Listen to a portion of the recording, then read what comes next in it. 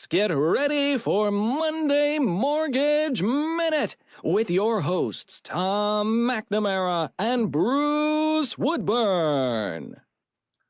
And there we are, off and running. Hello, Bruce. July 28th. We are more than halfway through the year. Yes, we are. And the hottest day of the year.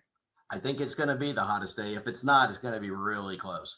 And coincidentally, I've got people working on my roof today. So I feel really bad for them up there knocking the roof down. But I don't know how they do it. God bless these guys that work outside like that. But we got a lot to cover because, you know, we're hearing a lot of things today about the Fed cut. I know Trump's after Powell to drop the Fed rate. The European central banks are after Powell to drop the Fed rate. What is that going to do to interest rates? Will they drop for mortgages if the Fed drops the Fed rate? Well, over time, I think they will. I don't think it's going to be an immediate reaction. And if it is, it would be knee jerk. But I think that it's inevitable that it's going to happen. So I've got a lot of folks calling about debt consolidation refinances or eliminating PMI and just reducing the interest rate in the payment. So when it comes to reducing your interest rate and your payment, if that's all you're trying to do and you don't need any money out or you're just trying to eliminate PMI, I don't think today is the right day to do it.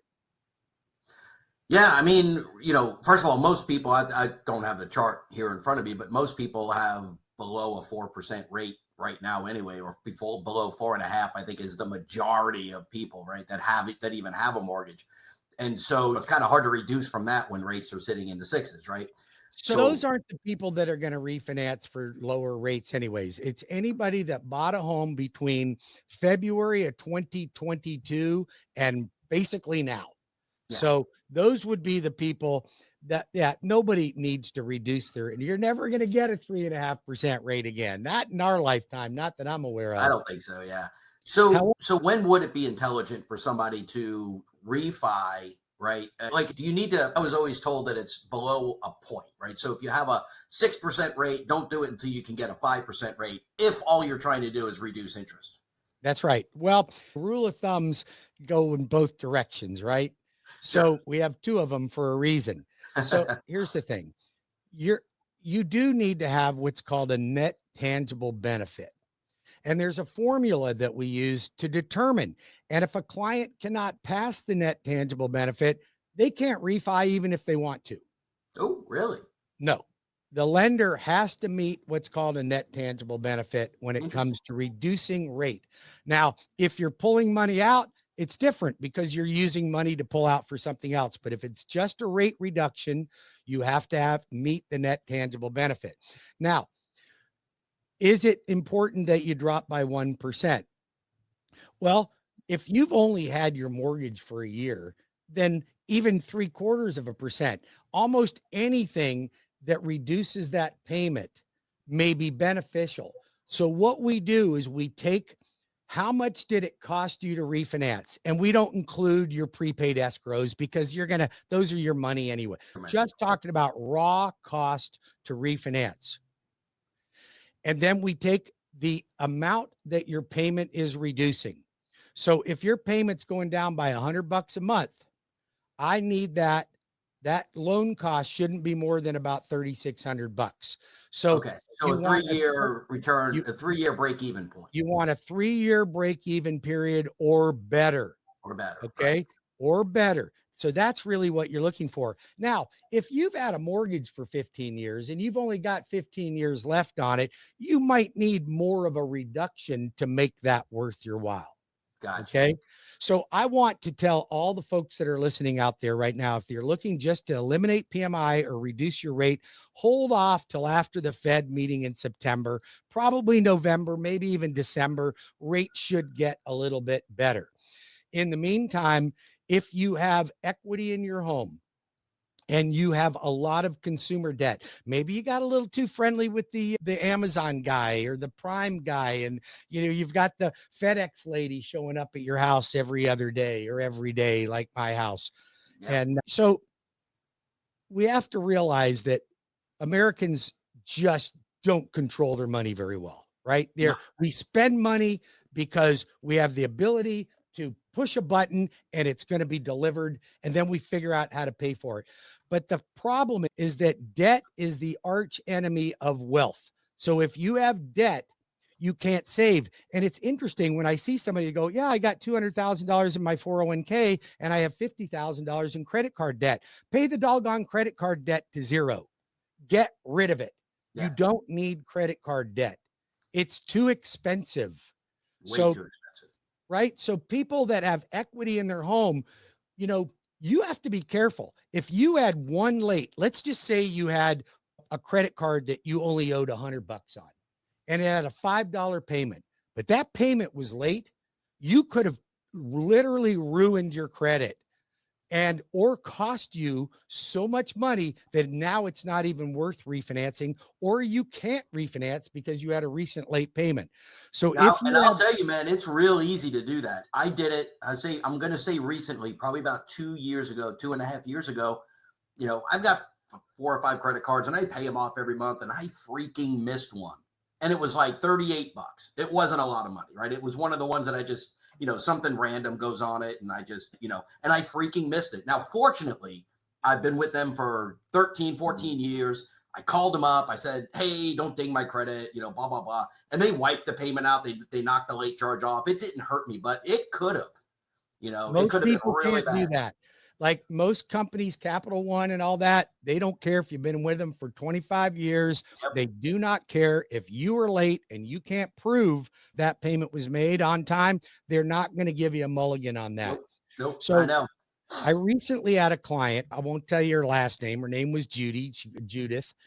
And she called me about doing a debt consolidation, and she did not want to touch her first mortgage because she had a 3.5% 30-year fixed rate. I don't blame her. She was making a $1,500 payment on her mortgage. That's it.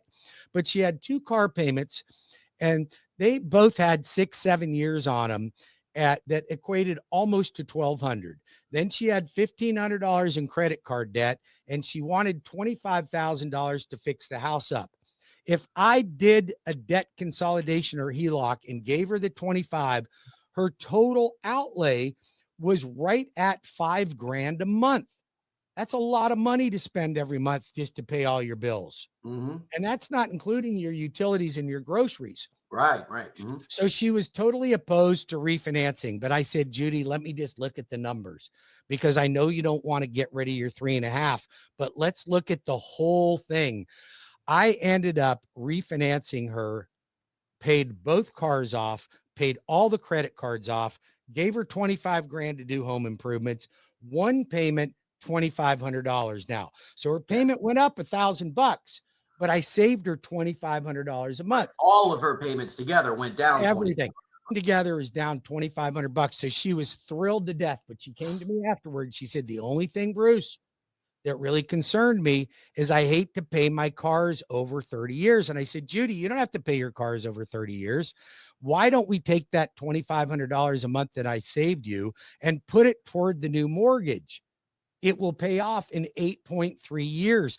That means you have no mortgage, no cars, no credit card. Your home was improved, 8.3 years, no debt. You go into retirement. When are you retiring? She said 10 years. She said, I like the fact that it's going to pay my house off in 8, but I really like the fact that I saved $2,500 a month. So I said, if you put $2,000 a month toward your credit, toward your mortgage, it will pay off in 10 years. She says, that's perfect. I saved $500 a month and I'm debt free in 10 years. That's how you win.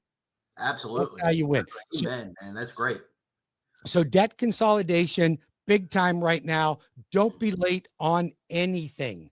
Before you're late, give us a call. We'll be happy to help you. Any of Tom's clients, even if I didn't do their mortgage, you don't pay any lender fees when you come to me for a refinance. I'll take care of all your lender fees. Let's get all your clients, all my clients. Let's help them save money. Let's help all folks go into retirement with wealth.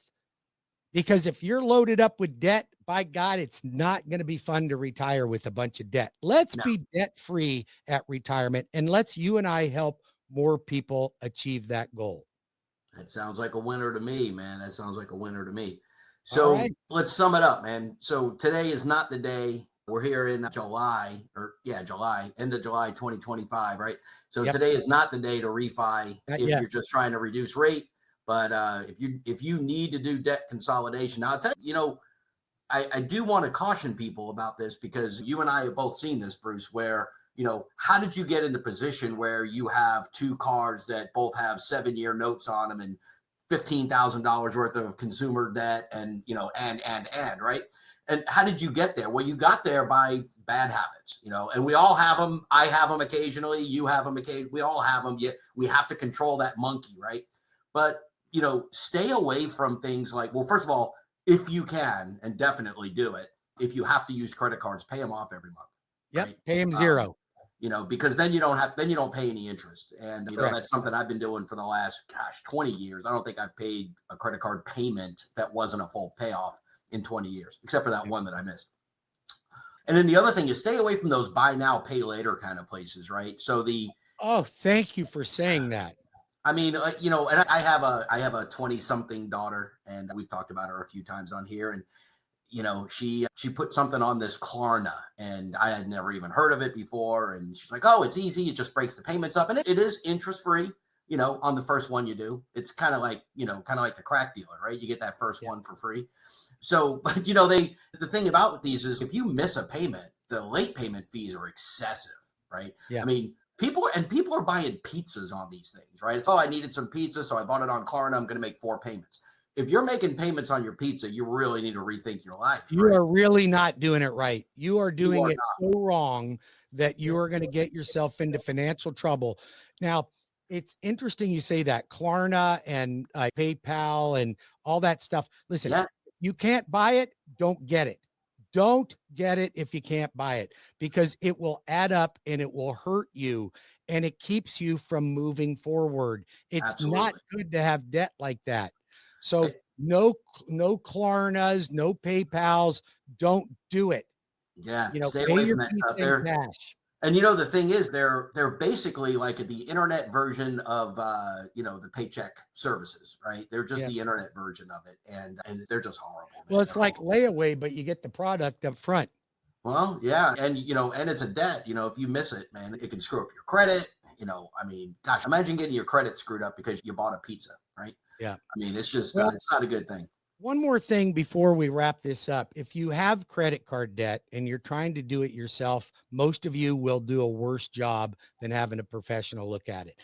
And don't close credit cards. Don't pay them zero if you're trying to increase your score. Pay them down to $5 and leave a balance on it so that the creditor has to report. Then you'll get the benefit of it. If you're trying to get rid of credit card debt, don't pay a little extra on each one. Look at them all. Then take the one with the very lowest balance on it and pay it off. Then go to the next one. Pay minimum payment on everything except for the lowest balance. Pay it off. And then move up the ladder until you've got them all paid zero. Don't close the cards. Don't cancel the cards. You can cut them up, but leave a small balance on them, $5. Now, if your credit scores are already 750, 780, then you want to close account. It's probably not going to hurt you. But if you're trying to build credit, no debt is just as bad as bad debt. You've got to have credit. And a small balance will require that creditor to report. That's debt consolidation in a nutshell. There you go, man. You know about debt consolidation in 15 minutes, so you don't look dumb. There you go.